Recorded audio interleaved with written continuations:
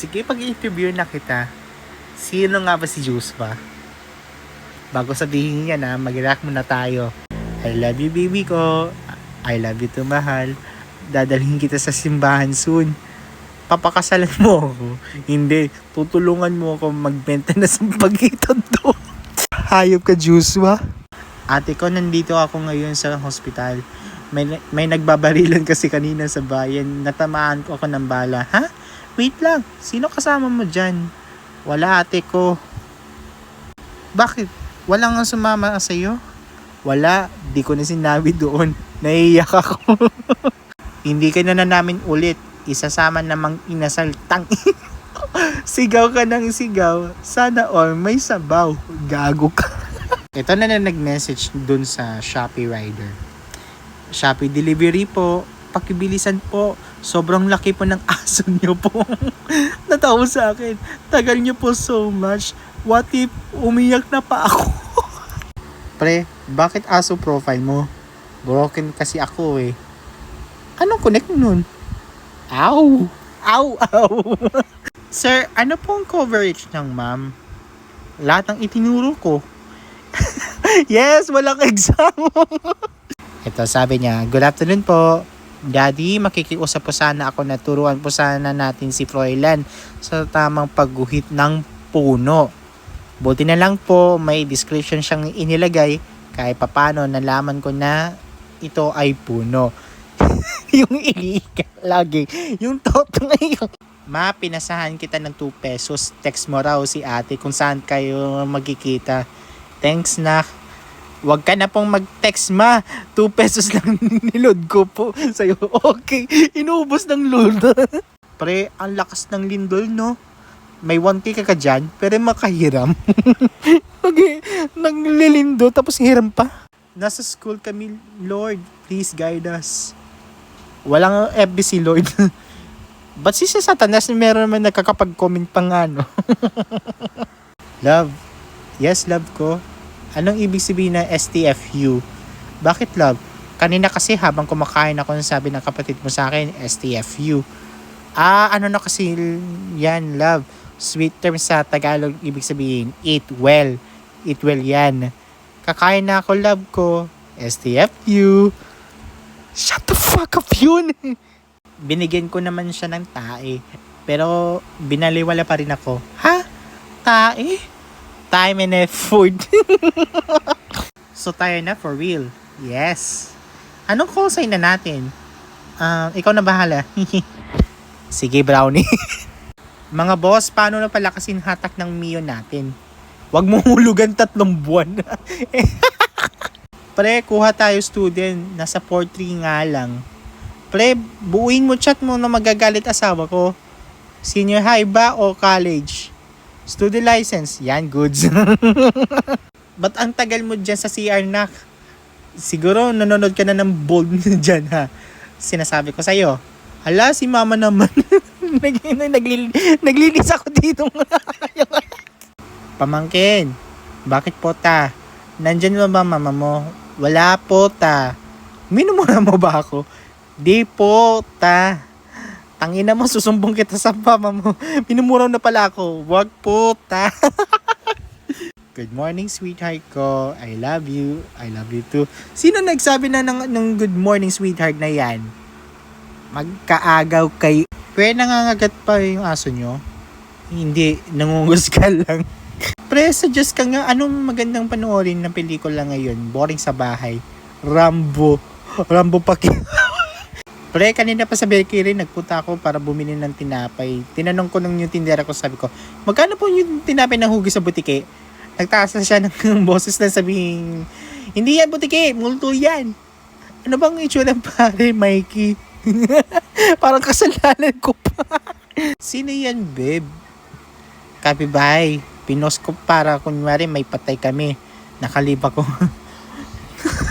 Tangina ka talaga. Nahiya na si Santa na sa'yo. Magkano isang karton ng MP? 3 lang ata sa tindahan, pre.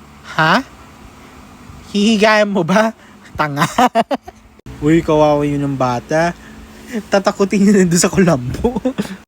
10 tapos anta. Tenta? Di ko gets. Ah, cute. Sampunta. Ganyan din yung reaction ko nung unang sinabi sa akin yan. Tumatanda na nga tayo. Mga bobo kayo. Hahaha. Mas bobo ka. Ikaw bobo. Mama mo bobo. Inad daw siya yung mama niya. Mama bobo ka raw oh. Ano ba to? Sino na may nasabi? Ah, mapabiktim pa. Bebe tayo na. Yung emoji niya. Yung heart. Totoo ba yan? Baka tulugan mo na ako. Bebe time mo mukha mo. Wag ka na sana magising. Announcement. Nakipag-break na po si Jomar. Congrats Jomar, malaya ka na. Yan gusto mo, di ba? Nurse ko. Yes, engineer ko. Pagkatapos ng work mo, mamaya punta tayo sa Baywalk. Ididik kita. Alam ko stress na stress dyan. Kaya relax mo na mamaya. Wow, ang sweet naman ng engineer ko. Sige, mamaya engineer ko. I love you, nurse ko. I love you too, nurse ko. Yung office mate ko. Sabi daw, ask ko lang po, may mangyayari po ba sa aso kapag nakapatay po ng daga? Yun nag-comment. Depende po kung kakasuhan ng pamilya ng daga. Eto sa pa. Suggest naman po kayo ng name ng dog ko. Yung pang-Korean na may pagka-Pinoy. Salamat. Rizal Park. Baka na magreklamo ka pa. Ito na nakapost dun sa TikTok. Di ako na-inform na ganito na pala kalaki yung sandukan ng rice. Sabi daw, as a former worker from Mang Inasal, hindi po talaga ganyan kalaki. Minsan po kasi independent po namin sa itsura. Kung patay gutom po ba siya? Si kuya ay hindi na nagpa-preno. Sir, magkano pa paggawa ng bata? Drawing po ba? Opo pala. Diyos ko, kinakabahan ako ng bigla. Sobra sa sinyo. Kuya naman kasi, kakakamado din ako. Ganyan ka na lang. Lagi magre-reply kapag gusto mo. Tapos pag ikaw na magchat-chat, gusto mo magre-reply agad. Ang affair mo, JP, punong-puno na ako sa'yo. Sabi daw niya, hi, nag-dinner ka ba? Hindi pa po. Ikaw wag kang magpapalipas ng gutom. Nag-aalala sa iyo, JP. Nakaubusan sa lahat ng butika ng Biogesic. Kaya ito na lang binili ko. Okay na naman siya. Umigyan na ano maan. Nakinginyandan ngo. Inawalan niyo sa sakit ng ulo ko. Pero, may nangyayari sa effect. Nangyayari nga agad. Ang gagawin na to. Ingat! Dear mom, kindly send excuse my son because he is suffering headache. Diyos ko, pasok na lang siya, Maya. Anong karaniwan oras ka umiinom ng kape? A, umaga, B, hapon, si gabi. Parehas lahat. Walang utang dahil nahihiya kami maningil. Hi, pogi mo kuya. Thank you po. Pwede kita maging jowa? Si Diwag, pangit mo. Ikaw pa tumanggi sa grasya. Disgrasya. Hi, miss ko na yung dating tayo. Balikan na natin lahat. Yan na naman. Hindi mo na naman ako minahal eh. Ginawa mo lang naman ako para makalibre sa turon ni mama. Hindi sapat ang natatanggap ng baon. Paano mong susolusyonan ng ang kakulangan? Mambuburaot. Nakikipag nagkaroling nila. 1 to 4 daw yung Christmas song. Samantala yung number 5, Manog ng Pula. Ayan daw, Merry Christmas daw niya. Pamasko daw po daw niya. Malaki ka na eh. Di wag, kilala nila ng bang ginangga. Ito yung controversial ng popost ng si Diskaya. Most appropriate inquiry aid of the legislation of the Philippines underwater. Mas madami pa yung kotse niya kaysa sa brief ko. 3 halan yung brak. Thesis na defended. Okay, makikita-kita tayo sa susunod thesis na defended. Nakakawalan pala ng British accent. Lahat mali. Bonus ang wrong spelling. Ate, pwede pa load. 0999. Anong SIM yan? SIM tute. Putang ina. Anong form ang masaya laging ipinifill up na ng mga guro? A, Form 137. B, Form 138. C, Long 4. D, none of the above. Number 6. Ano ang makikita sa bag ng isang teacher? A. Real ballpen. B. Chalk. C. Ketchup galing Jollibee. D. Lahat. Number 7. Ano ang madalas na misplaced ng teacher? A. USB. B. Eyeglasses. C. Postis. D. Cellphone. Number 8. Alin sa sumusunod ang pwedeng maiuwi sa bahay ni teacher na di gaano halata ang pwedeng sabihin aksidente nilagay lang sa bag? A. Stapler. B. Printer. C. Puncher. D. Wi-Fi. Number 9. Alin sa sumusunod ang gusto mong itawag sa inyo ng kapwang guro mo? A. Co-educator. B. Co-teacher. C. Co-maker. D. Lahat expected. Lahat talaga sa letter C. Gago. Ano? Number 10. Sorry po. Paano mo nalalaman na nakapag-loan ng guro? A. Kapag biglang na nakapag-rebound ng buhok. B.